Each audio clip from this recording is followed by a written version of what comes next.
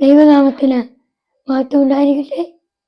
നമ്മൾ ഇന്ന് കേൾക്കുന്ന ക്ലാസ് കല്ല് എന്ന് പറയുന്ന ഒരു വിഷയത്തെക്കുറിച്ചാണ്.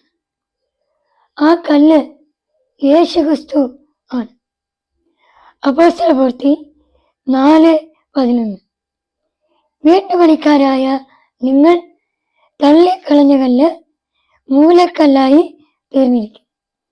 ആ കല്ലാണ് യേശു. എന്താ പറയുന്നത്? വീട്ടുപണിക്കാരായ നിങ്ങൾ തള്ളിക്കളഞ്ഞ കല്ല് മൂലക്കല്ലായി തീർന്നു. ആ കല്ലാണ് യേശു. എല്ലാവരാലും ഉപേക്ഷിക്കപ്പെട്ട കല്ലായിരുന്നു യേശു ക്രിസ്തു. ആ കല്ലിനെ പിതാവായ ദൈവം ഉയർത്തി. നമ്മളും യേശുക്രിസ്തുവിനെ പോലെ തള്ളിക്കളഞ്ഞ ഓരോ കല്ലുകളായി.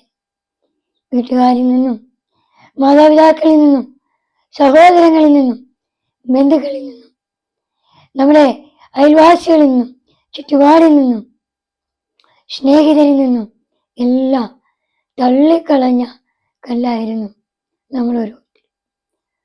ആ കല്ലിനെ ദൈവം ആരാക്കി മാറ്റി? മൂല കല്ലുകളാക്കി മാറ്റി. അപ്പൊ തള്ളിക്കളഞ്ഞ കല്ല് എന്തായി? മൂലക്കല്ലായി, അടിസ്ഥാന കല്ലായി. നമ്മളൊരു വീടിന് വാരമെടുത്ത് കല്ലിടൽ ചടങ്ങ് നടത്തും. ആ കല്ലിലൂടാണ് പിന്നെ വീട് എന്ത് ചെയ്യുന്നത്? പണിയുന്നത്. ഇതെന്താണ്? അടിസ്ഥാന കല്ലാണ്. ആ അടിസ്ഥാനം ആരാണ്? യേശുക്രിസ്തു. അപ്പൊ യേശുക്രിസ്തു ആകുന്ന അടിസ്ഥാനത്തിൽ മേലാണ് നമ്മൾ എന്ത് പണിയുന്നത്? ഭവനം പണിയുന്നത്. അതാ നമ്മൾ ഇന്ന് വചനത്തിലൂടെ കാണുന്നത്.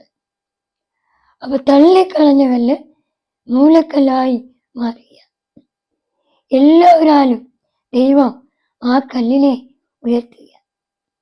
നല്ല സ്ഥാനമാനങ്ങൾ, നല്ല അംഗീകാരം, ബഹുമാനം എല്ലാം നൽകി ആ കല്ലിനെ ദൈവം.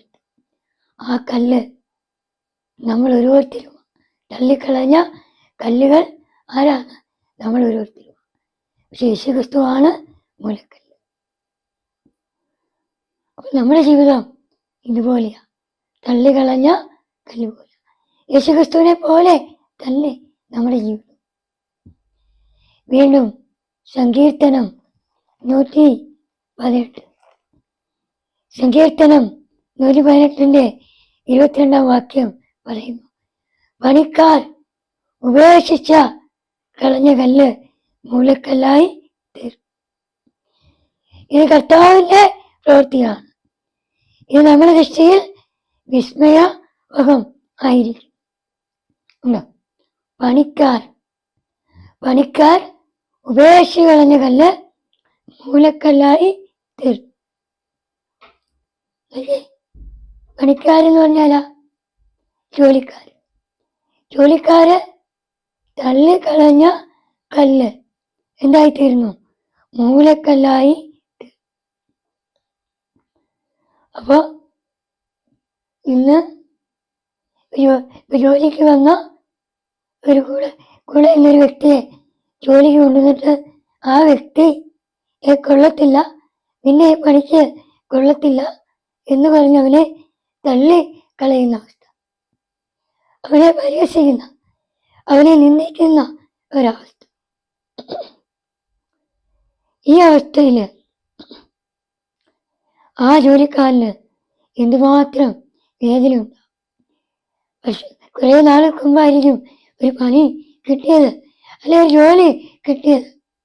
അത് ചെയ്യണ്ട, നിന്നെ കൊണ്ടതിന് കൊള്ളത്തില്ല എന്ന് പറയുമ്പോൾ ഉണ്ടാകുന്ന വിഷമം എത്രമാത്രം ആയിരിക്കും. ഇതന്നെയാ യേശുക്രിസ്തുവിനും സംഭവിച്ചു. നീ ആ ജോസഫിന്റെ മകനല്ലേ? അല്ലെ നീ ആ അച്ഛനല്ലേ? ആ ആശാരിയുടെ മകനല്ലേ എന്ന് പറഞ്ഞ് തള്ളിക്കളയുമ്പോൾ യേശു ക്രിസ്തുവിന് എന്തുമാത്രം വേദന ഉണ്ടായി. അല്ലെ, നിനക്ക് പറഞ്ഞിരിക്കുന്ന പണി ആശാരിപ്പണിയാ, നീ വേറെ പണിയൊന്നും ചെയ്യാൻ വരണ്ട എന്ന് പറയുന്ന ഒരു അവസ്ഥ നോക്കി. അപ്പോ നമ്മുടെ ജീവിതത്തിൽ എത്രമാത്രം വേദന നമുക്ക്. ഈ വേഷ കളഞ്ഞ കല്ല് ആരായിത്തീരുക? എല്ലാരെക്കാളും ശ്രേഷ്ഠരായിട്ട് ആര് മാറ്റുക? ദൈവം മാറ്റുക. അല്ലെ, നീ രോഗിയാ, നീ പാവിയാ, നീ മെലിഞ്ഞവനാ, നീ വണ്ണമില്ലാത്തവനാ, നീ കറുത്തവനാ, നിനക്ക് ആരോഗ്യമില്ല, സൗന്ദര്യമില്ല, എല്ലാരും നിന്നെ ഉപേക്ഷിച്ചു, തള്ളിക്കളഞ്ഞു. ഈ കല്ലിനെ ദൈവം ആരാക്കി മാറ്റും? മൂലക്കല്ലായി. മൂലക്കല്ലെന്ന് പറഞ്ഞാൽ എന്താ? അടിസ്ഥാന കല്ല്. എല്ലാവർക്കും ഇഷ്ടമുള്ള മകനായി, മകളായി നിന്നെ ദൈവം മാറ്റും. നല്ല ഉയർന്ന ജോലി, ഉയർന്ന സമ്പത്ത്, നിനക്ക് വേണ്ടുന്ന വസ്തുക്കള്, നിനക്ക് വേണ്ടുന്ന കാറ്, നിനക്ക് വേണ്ടുന്ന എസ്റ്റേറ്റ്, നിനക്ക് വേണ്ടുന്ന വീട് എല്ലാം തന്ന് ദൈവം നിന്നെ എന്ത് ചെയ്യും? ഉയർത്തും. അതല്ലേ തള്ളിക്കളഞ്ഞ കല്ല് മൂലക്കല്ല. ഉയർച്ചയിലേക്ക് നിന്നെ ദൈവം കൊണ്ടുവരും. ഇത് കർത്താവിന്റെ പ്രവൃത്തിയാണ്. ഇത് മാറ്റാരും ചെയ്യുന്നില്ല. തള്ളിക്കളഞ്ഞ കല്ലിനെ ഉയർത്തുന്നവൻ ആരാണ്? ദൈവം. ഇത് കർത്താവിന്റെ പ്രവൃത്തി. ഇത് നമ്മുടെ ദൃഷ്ടിയിൽ വിസ്മയമായി. നമ്മൾ നോക്കുമ്പോൾ ഇത് വലിയ അത്ഭുതം. അതാ ലൂക്കോസ് സുവിശേഷം പറയുന്നേ, ദൈവത്താൽ അസാധ്യമായി ഒന്നുമില്ല. ദൈവത്തിന് അസാധ്യമായി ഒന്നുമില്ല. അതാ നമ്മൾ ഇന്ന് മനസ്സിലാക്കേണ്ടത്. വീണ്ടും മത്തായി സുവിശേഷം 21 അധ്യായം, മത്തായി 21 അതിന്റെ 42 വാക്യം.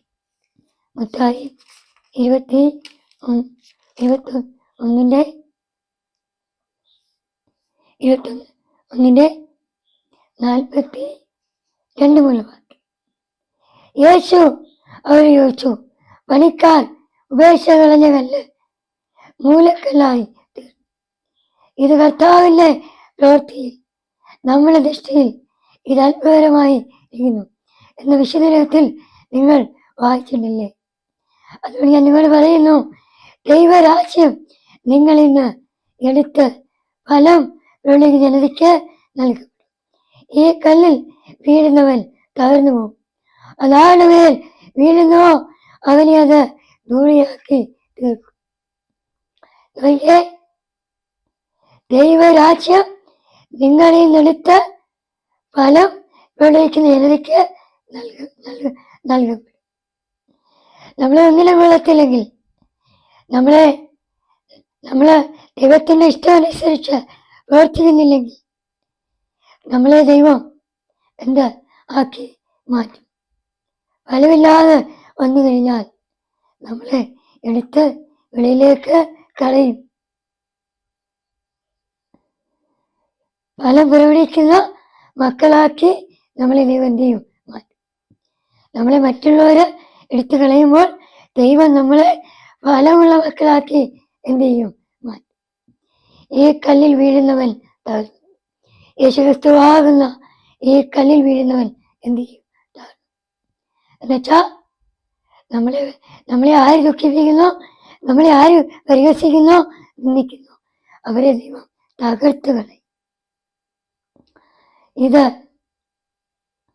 ഈ കല്ലിൽ വീഴുന്നവൻ എന്ത് ചെയ്യും? തകർന്നു. ഇതാട് മേൽ വീഴുന്നോ അവനെ അത് ധൂളിയാക്കും. ധൂളി എന്ന് പറഞ്ഞില്ല, മണ്ണ്. അവനെ മണ്ണോട് മണ്ണാക്കും. അവനെ നശിപ്പിച്ചു കളയും.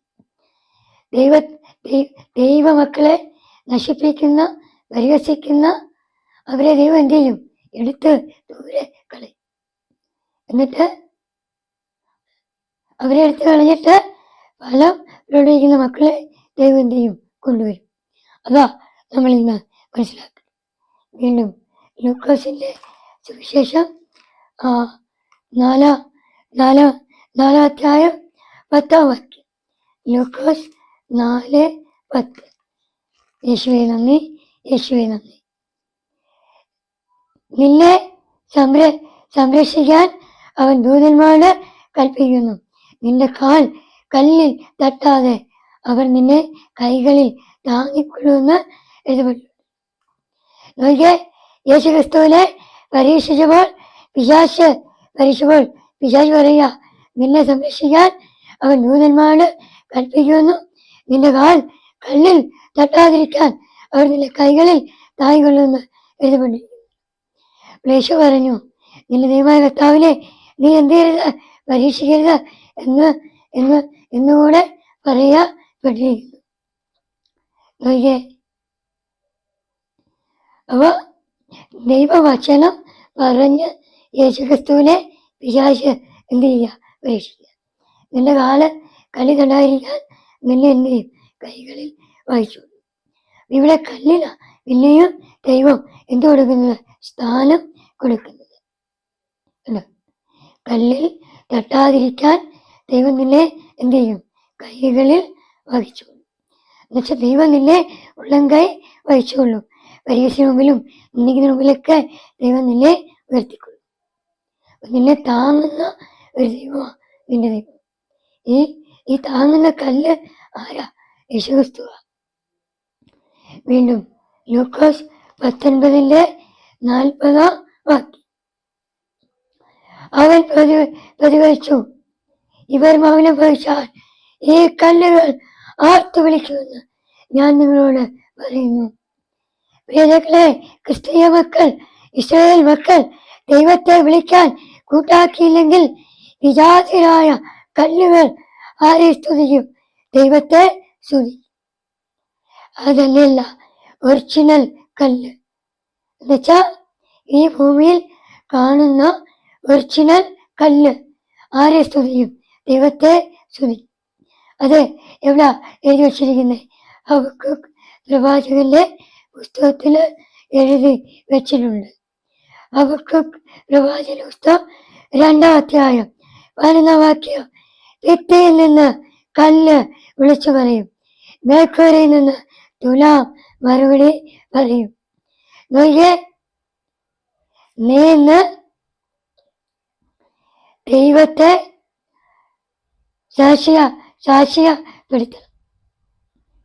ഭിത്തിയിൽ നിന്ന് കല്ല് വിളിച്ചു പറയും, മേൽക്കൂരയിൽ നിന്ന് തുലാം മറുപടി. നിന്നെ ഒരു വീട് ചെല്ലുമ്പോൾ ആ ഭവനത്തിലുള്ള മക്കൾ സ്വീകരിച്ചില്ലെങ്കിൽ, നീ മരിച്ച് ചെല്ലുമ്പോൾ, നിന്നെ തള്ളിക്കളഞ്ഞ വീട്ടുകാര് മരിച്ച് ദൈവസന്നിധിയിൽ ചെല്ലുമ്പോൾ, ആ വ്യക്തിയുടെ വീട്ടിലിരിക്കുന്ന കല്ല് വിളിച്ചു പറയും, ഇന്ന പ്രവാചകൻ, ഇന്ന പ്രാർത്ഥനക്കാരൻ നിന്റെ വീട്ടിൽ വന്നപ്പോൾ നീ ആ വ്യക്തിയെ പരിഹസിച്ചു, തള്ളിക്കളഞ്ഞു. ആ വ്യക്തിയെ നീ എന്ത് ചെയ്തു? നിരസിച്ചു. നീ ആ വ്യക്തിയെ നിരസിച്ച് തള്ളിക്കളഞ്ഞെന്ന് നീ മരിച്ചു ചെല്ലുമ്പോൾ ഭിത്തിയിൽ നിന്ന് കല്ല് വിളിച്ചു. നിന്റെ വീട്ടിലെ ഭിത്തിയിലെ കല്ല് വിളിച്ചു പറയും. മേൽക്കൂരയിൽ നിന്ന് തുലാം എന്ത് ചെയ്യും? മറുപടി പറയും. മേൽക്കൂരയുടെ തുലാം എന്ത് പറയും? മറുപടി പറയും. നീ ഇന്ന പ്രവാചകൻ, ഇന്ന പ്രാർത്ഥനകാരൻ, ഇന്ന വ്യക്തി നിന്റെ വീട്ടിൽ വന്നിട്ട് നീ ആ വ്യക്തിയെ പ്രാർത്ഥിക്കാൻ അനുവദിച്ചില്ല, നീ അവിടുന്ന് ഓടിച്ചു വിട്ടെന്ന് നീ മരിച്ചു ചെല്ലുമ്പോൾ നിനക്ക് ആരാ സാക്ഷ്യം നൽകുന്നത്? കല്ല സാക്ഷ്യം നൽകുന്നത്, മണ്ണ നിനക്ക് സാക്ഷ്യം നൽകുന്നത്. മനസ്സിലായോ? ആകാശവും ഭൂമിയൊക്കെ നിനക്ക് എന്ത് പറയും? സാക്ഷ്യം പറയും. ഇവരെല്ലാരും നിനക്ക് സാക്ഷ്യം പറയും. നീ വിചാരിക്കും മനുഷ്യനാ നിനക്ക് സാക്ഷ്യം പറയുന്നത്. മനുഷ്യന്റെ സാക്ഷ്യം സത്യമല്ലെന്ന് ആർക്കറിയാം? ദൈവത്തിന് അറിയാം. അതുകൊണ്ട് ഭിത്തിയിലിരിക്കുന്ന കല്ലും മണ്ണും തുലാമും ഒക്കെയാ ആർക്ക് സാക്ഷ്യം നൽകുന്നത്? ദൈവത്തിന് സാക്ഷ്യം. അവര് കള്ളം പറയത്തില്ല. അതാ നമ്മൾ ഇന്ന് വചനത്തിലൂടെ മനസ്സിലാക്കുന്നത്. അപ്പോ നമ്മുടെ ജീവിതത്തിൽ നമ്മൾ ദൈവത്തെ അറിഞ്ഞ് ശ്രേഷ്ഠമായ കല്ലുകളായിട്ട് നമ്മൾ എന്ത് ചെയ്യണം? മാറണം. യോഹന്നാന്റെ സുവിശേഷം 11-38 മുതലുള്ള വാക്യം. യോഹന്നാന്റെ സുവിശേഷം 11 അതിന്റെ 8 മുതലുള്ള വാക്യം. 8 38 വാക്യം. യേശു വീണ്ടും നിലവിൽപ്പെട്ടുകൊണ്ട് ശൗര്യത്തിൽ വന്നു. അത് ഒരു ഗുഹയായിരുന്നു. അതിന്മേൽ ഒരു കല്ല് വെച്ചിരുന്നു. യേശു പറഞ്ഞു, ആ കല്ലെടുത്ത് മാറ്റുവിൻ. ലാസറിനെ ഉയർപ്പിക്കാൻ തടസ്സമായിരുന്നത് എന്തായിരുന്നു? ഒരു കല്ലായി. ഈ കല്ല് നമ്മുടെ ജീവിതത്തിലെ ഒരു തടസ്സമാണ്, ഒരു കുറവാണ്. നമ്മളെ അനുഗ്രഹിക്കാൻ, നമ്മളെ ഉയർത്താൻ തടസ്സമായി നിൽക്കുന്നത് എന്താണ്? നമ്മുടെ ജീവിതത്തിലെ ഒരു കല്ല്. നമ്മുടെ ഹൃദയത്തിൽ ഒരു ഭാരം വെച്ചുകൊണ്ട് പ്രാർത്ഥിച്ചാൽ ചിലപ്പോൾ ദൈവം കേൾക്കത്തില്ല. ഒരു ദുഷ്ടത വെച്ചുകൊണ്ട് പ്രാർത്ഥിച്ചാൽ ആരും കേൾക്കുന്നില്ല, ദൈവം കേൾക്കത്തില്ല. ഒരു തിന്മ വെച്ചുകൊണ്ട് പ്രാർത്ഥിച്ചാൽ ആരും കേൾക്കുന്നില്ല, ദൈവം കേൾക്കുന്നില്ല. അപ്പൊ നിന്റെ ജീവിതത്തിൽ തടസ്സമായി നിൽക്കുന്ന കല്ലിനെ നീ എന്ത് ചെയ്യണം? എടുത്ത് മാറ്റും. അതാ ദൈവം നിന്നിൽ നിന്ന് ആഗ്രഹിക്കും. യേശു പറഞ്ഞു, ആ കല്ല് എടുത്തു മാറ്റി. ലാസറെ, നീ എന്ത് ചെയ്യുക? പുറത്തേക്ക് വരിക. ലാസറിന്റെ ജീവിതത്തിൽ ഉയർക്കാൻ, അല്ലെ ജീവൻ കിട്ടാൻ, ആത്മാവ് തിരിച്ചു വരാൻ തടസ്സമായി നിന്നത് എന്തായിരുന്നു? ഒരു കല്ല്. ആ കല്ല് വീട്ടി മാറ്റിയപ്പോൾ ഇതാ ലാസർ പുറത്തേക്ക് വന്നു. അപ്പൊ നമ്മുടെ ജീവിതത്തിലും ഒരുപാട് ഒത്തിരി കുറവുകൾ ഉണ്ട്. ഈ കുറവുകളെല്ലാം നമ്മൾ ഇന്ന് എന്ത് ചെയ്യണം? നികത്തണം. ഈ കുറവിനെ നികത്തിക്കൊണ്ട് നമ്മൾ എന്ത് ചെയ്യണം? പ്രാർത്ഥിക്കണം. വീണ്ടും പുറപ്പാടിന്റെ പുസ്തകം 20 അതിന്റെ 25 വാക്യം. കല്ലുകൊണ്ടുള്ള ബലിപീഠമാണ് എനിക്കായി ഉണ്ടാക്കുന്നെങ്കിൽ കൊത്ത് കല്ലുകൊണ്ട് അത് പണിയരുത്. കാരണം പണിയായുധം സ്പർശിച്ചാൽ അത് അശുദ്ധമാകും. കല്ലുകൊണ്ടുള്ള ബലിപീഠമാണ് എനിക്കായി ഉണ്ടാക്കുന്നെങ്കിൽ കൊത്തിയ കല്ലുകൊണ്ട് എന്ത് ചെയ്യരുത്? പണിയരുത്. നീ ഇന്ന് ഒരു ബലിപീഠം പണിയുമ്പോൾ കൊത്തിയ കല്ലുകൊണ്ട് എന്ത് ചെയ്യരുത്? ബലിപീഠം പണിയരുത്. അവിടെ കിടക്കുന്ന കല്ലുകൾ വരയ്ക്കൊണ്ട് വന്ന് വേണം നീ എന്ത് ചെയ്യാൻ? ബലിപീഠം പണിയാൻ. അല്ലാതെ നീ എന്ത് ചെയ്യരുത്? ബലിപീഠം കൊത്തിയ കല്ലുകൊണ്ട് പണിയരുത്. പണിയായുധം അതുമേൽ സ്പർശിച്ചാൽ അതെന്താവും? അശുദ്ധം. എന്നുവെച്ചാ കൊത്തുപണിയുണ്ട്. നമ്മള് ഈ കല്ല് തൊട്ട് കഴിഞ്ഞാൽ അതെന്തായിത്തീരും? അശുദ്ധം. അപ്പൊ ഞാനാകുന്ന കല്ല് ഒരിക്കലും എന്താകരുത്? അശുദ്ധം ആകരുത്. ഞാനാകുന്ന കല്ലുകൾ മറ്റുള്ളവർക്ക് നല്ല കല്ലുകളായി എന്ത് ചെയ്യണം? മാറണം. വീണ്ടും ഉൽപ്പത്തി 28-ന്റെ 18 വാക്യം. ഉൽപ്പത്തി 28-ന്റെ 18 വാക്യം. യാക്കോബ് അല്ലേ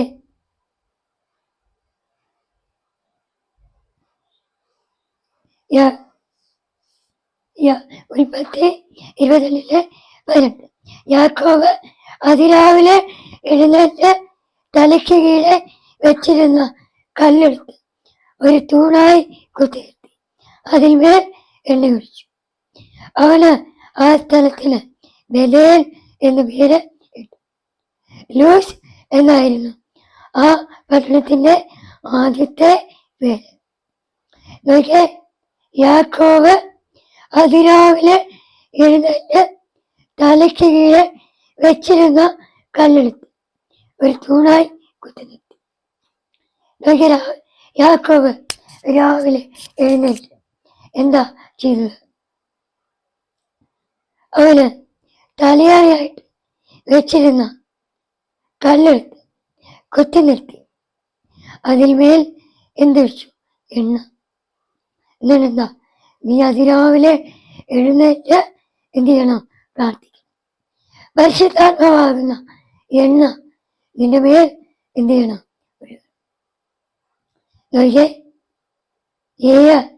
യേശുവാകുന്ന അടിസ്ഥാനത്തിൽ മേൽ എണ്ണ പകരും. നിന്റെ ഹൃദയത്തിലേക്ക് നീ യേശുവിനെ എന്ത് ചെയ്യണം? ക്ഷണിച്ച് വരുത്തണം.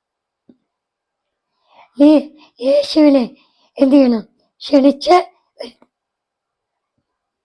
നീ അതിരാവിലെ എഴുന്നേറ്റ് നീ തലയാണയായി വെച്ചിരുന്ന ആ കല്ലെടുത്ത് കുത്തി നിർത്തി അതിന്മേൽ എണ്ണ, അതിന്മേൽ പരിശുദ്ധാത്മാവിനെ നീ എന്ത് ചെയ്യണം?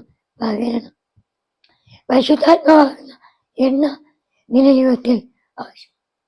നീ അതിരാവിലെ എഴുന്നേറ്റ് എന്ത് ചെയ്യണം? പ്രാർത്ഥിക്കണം. അതാ ദൈവം നിന്നിലൂടെ ആഗ്രഹിക്കും.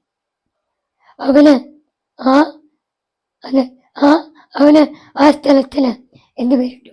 യാക്കോബ് ആ സ്ഥലത്തിന് ബഥേൽ എന്ന് പേരിട്ടു. നേരത്തെ ആ പട്ടണത്തിന്റെ പേര് എന്തായിരുന്നു? ലൂസ് എന്ന് ആയിരുന്നു. അപ്പോ നമ്മൾ ഇന്ന് മനസ്സിലാക്കണം, ബഥേൽ എന്ന വാക്കിന്റെ അർത്ഥം എന്താണ്? ദൈവത്തിന്റെ ഭവനം. നമ്മള് ഇന്ന് ഓരോരുത്തരും ആരായി മാറണം? ദൈവത്തിന്റെ ഭവനമായി മാറണം. പരിശുദ്ധാത്മാവ് ഉള്ള വ്യക്തികളായി നമ്മൾ ഇന്ന് മാറണം. അതാ ദൈവം നമ്മളിൽ നിന്ന് ആഗ്രഹിക്കും. അതുകൊണ്ട് ഈ വചനത്താൽ ദൈവം നിങ്ങളെ അനുഗ്രഹിക്കട്ടെ. ഒരു നിമിഷം നമുക്കിന്ന് പ്രാർത്ഥിക്കാം. കാലുവനായി ദൈവമേ, സ്വർഗപിതാവേ, ഈ നല്ല ദിവസനായി സ്തുതിക്കുന്നു, നന്ദി പറയുന്നു, സ്തോത്രം ചെയ്യുന്നു. ദൈവമേ, ഞങ്ങൾ ഇന്ന് ഓരോരുത്തരും ഓരോ കല്ലുകളായി മാറി ശ്രേഷ്ഠമായ കല്ലുകളാക്കി മാറി. തള്ളി കളഞ്ഞ കല്ല് മൂലക്കല്ലായി തീർന്നു പോലെ ദൈവമേ, ഞങ്ങളും ഇന്നും മൂലക്കല്ലായി തീർക്കണേ. യേശുവാണ് അടിസ്ഥാന കല്ല്, മൂലക്കല്ല്. അതുപോലെ എല്ലാവരുടെ മുമ്പിൽ ശ്രേഷ്ഠമായ കല്ലുകളാക്കി ഞങ്ങളെ മാറ്റി. ഞങ്ങളാരും ഈ കല്ലിൽ മേൽ തട്ടി വീഴുവാൻ ഇടയാക്കി. ഞങ്ങളെ നീ ഉയർത്തണേ. യേശുവാകുന്ന പാറമേൽ ഞങ്ങൾ ഇന്ന് തട്ടി വീഴുവാൻ ഇടയാക്കി. ദൈവമേ, ശൗല് ആ കല്ലിൽ മേൽ തട്ടി വീണു. ചോദിക്കുന്നുണ്ട്, യേശുവേ അങ്ങാര? അതെ, നീ ഇന്ന് അതെ ഈ കല്ലിൽ മേല നീ ഇന്ന് തട്ടി ഇരിക്കുന്നു. ഈ മുള്ളാണിയില നീ ഇന്ന് തൊഴിച്ചിരിക്കുന്നു. അല്ലെ, നീ ഇന്ന് ഈ കല്ലില തൊഴിച്ചിരിക്കുന്നു. നീ യേശുവാകുന്ന കല്ലിൽ മേല നീ തൊഴിച്ചിരിക്കുന്നു. അതുകൊണ്ട് നീ ഇന്ന് ആരെ അറിഞ്ഞ് ജീവിക്കണം? ദൈവത്തെ അറിഞ്ഞ് ജീവിച്ചു. നീ ഇന്ന് ദൈവത്തെ ശൗലായിരുന്നവൻ ആരായിത്തീരും? പൗലോസായി തീരും. വിജാതിയുടെ അപ്പസ്തനായി ദൈവം നിന്നെ മാറ്റി. തള്ളിക്കളഞ്ഞ കല്ല് ദൈവം ആരാക്കി? മൂലക്കല്ലാക്കി. ഞാനും ഇതുപോലെ തള്ളിക്കളഞ്ഞ കല്ലായി. ദേശത്തും നാടിനും ബന്ധുക്കൾക്കും മാതാപിതാക്കൾക്കും സഹോദരങ്ങൾക്കും എല്ലാവർക്കും ഞാൻ തള്ളിക്കളഞ്ഞ കല്ലായി. പക്ഷെ ദൈവം ഇന്നല്ലേ വിളിച്ച് വേദനിച്ച് ദൈവത്തിൻ്റെതാക്കി മൂലക്കല്ലാക്കി. അതുകൊണ്ട് നമുക്കിന്ന് മൂലക്കല്ലായി എല്ലാവർക്കും മാറും. ഇന്ന് ഈ വചനം കേൾക്കുന്ന, ഈ യൂട്യൂബ് ചാനൽ കേൾക്കുന്ന എല്ലാവരെയും ദൈവം അനുഗ്രഹിക്കും. നാടും ദേശവും ഇടവകയും ബന്ധുക്കളും മിത്രങ്ങളും സ്നേഹിതരും അയൽവാസികളും വൈദികരും സന്യാസികളും സിസ്റ്റേഴ്സും ഞങ്ങളെ മാർപ്പാപ്പയും എല്ലാവരും അനുഗ്രഹിക്കട്ടെ. പഠിക്കുന്ന കുഞ്ഞുങ്ങളെ, പരീക്ഷ എഴുതിയ കുഞ്ഞുങ്ങൾക്ക് നല്ല റിസൾട്ട് നൽകണം. കുഞ്ഞല്ലാത്ത ദമ്പതികൾക്ക് കുഞ്ഞുങ്ങൾ, അനാഥരോട് വിധവയോട് കണ്ണീർ. ദൈവമേ, എല്ലാ മക്കളോടും കണ്ണീരിക്കട്ടെ. എല്ലാ മക്കളെയും അനുഗ്രഹിക്കട്ടെ. വരികൂടെ എല്ലാവരെയും സമർപ്പിച്ച് പ്രാർത്ഥിക്കും. ഞങ്ങളുടെ പ്രാർത്ഥന ശ്രദ്ധ വെച്ച് കടലായി മാനും മഹത്വം എടുക്കണം. യേശുവിൻ്റെ നന്ദിയുള്ള നാമത്തല്ലേ ആമേൻ. നമുക്കൊരു നിമിഷം ദൈവത്തെ ഒന്ന് സ്തുതിക്കാം. യേശുവെ നന്ദി, യേശുവേ ഹല്ലേലൂയ, ഹല്ലേലൂയ, ഹല്ലേലൂയ. യേശുവേ ആരാധന, യേശുവേ യേശുവേ, യേശുവേ പരിശുദ്ധാത്മാവെന്ന കല്ലുകളാക്കി ഞങ്ങളെ ഇന്ന് മാറ്റി, അടിസ്ഥാന ശിലകളാക്കി ഞങ്ങളെ ഇന്ന് മാറ്റി. യേശുവേ നന്ദി, യേശുവേ നന്ദി, യേശുവേ നന്ദി, യേശുവേ.